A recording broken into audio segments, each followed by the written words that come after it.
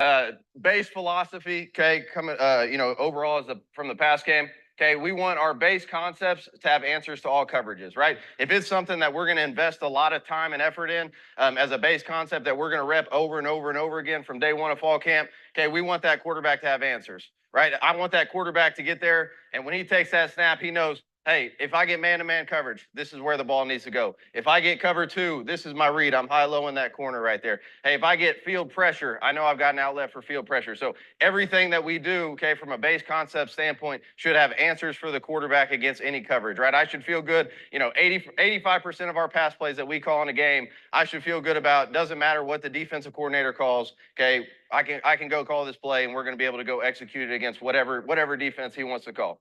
Okay, so within that, right, if you're going to run base concepts that have those answers and you're going to get good at a couple base concepts, okay, you've got to have the ability to window dress those concepts, right? So we're going to window dress those concepts, through personnel placement, right? This game's about matchups, right? How can I get my best guy on their worst guy, right? So you have to have ways within your formations to move people around, right? So we want to be able to move our personnel around. Okay, we want to be able to motion, okay, or formation align us for success, right? So motion, I love motion. You get to third downs, big man and zone tendency, right? You start to build your passing game, having man answers, having zone answers, motion guys around, okay, get mismatches and make the defense communicate, right? I think in today's football, right, and we've kind of found this out, you get there and you play stagnant football, you're in 2-by-1, okay, you're playing in the defense's hands, right? You've got to change the picture on those guys. You've got to make the defense communicate. And so we do that with motion in our passing game. And we should be able to do that to all of our base concepts. That's, one thing I don't want to invest a lot of time and effort in a concept if it's something that I can only run out of one formation, right? And I can't window dress it. People have to be stagnant. We're not gonna carry that as a base concept, right? We want something that we can window dress, we can motion, we can formation, we can run it, 40 different ways in the season, and it's going to look different to the defense almost every time, right? And then tags within your concept. So the way that we operate in the passing game world, okay, is we half field call everything. So we'll have a field tag that'll tell the field receivers what they're going to do, and then we can mix and match, okay, on the backside what we want to do with our different concepts. So as we get through this thing, that'll kind of make more sense. But I want to be able to have freedom, okay, with my concepts to give my quarterback the best answers, right?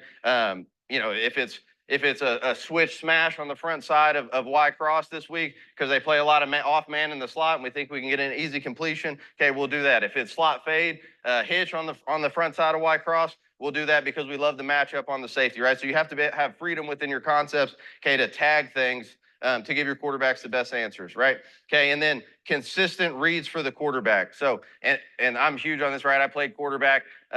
You start to ask that guy to do too much and you're changing concepts and I make, when we talk about the tags, right?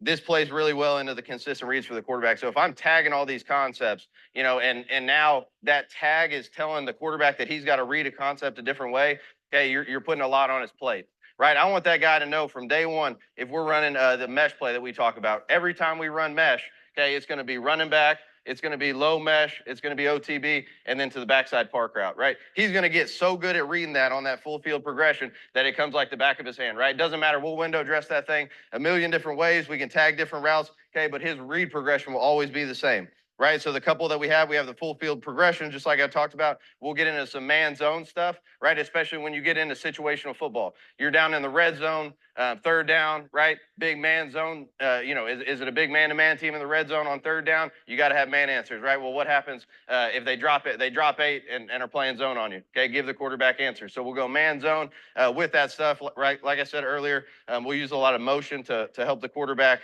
identify man and zone, so he can get through his reads faster. Okay, and then 1 high, 2 high passing game, right? We kind of carry all of that stuff. I'm sure you guys do as well. But it's key for the quarterback, okay, to know, as you're going through the game planning process, hey, Y cross this week, we're full field progressing Y cross, we're full field progressing mesh, and he knows that stuff. Hey, if we're running slot fade with a quarters beater into the boundary, hey, this is our 2 high beater right here into the boundary. The 1 high, we get 1 high, we're working the slot fade hitch, right? The corner bails in cover 3, we'll throw the hitch, man to man, work your slot fade. So you got to let the quarterback know, what kind of read he has, okay, and keep it consistent for him. Okay, this goes back to kind of The next point's kind of, my background in the air raid, right? We want to involve all 5 eligibles as much as you can, right? So most of our passing game, base drop back, base quick game, even if we're 6-man protecting it, right? We're going to check the back and we're going to try to get him out on a route, right? So we want to space the field. We want to involve all 5 of those eligibles and get them involved in the passing game.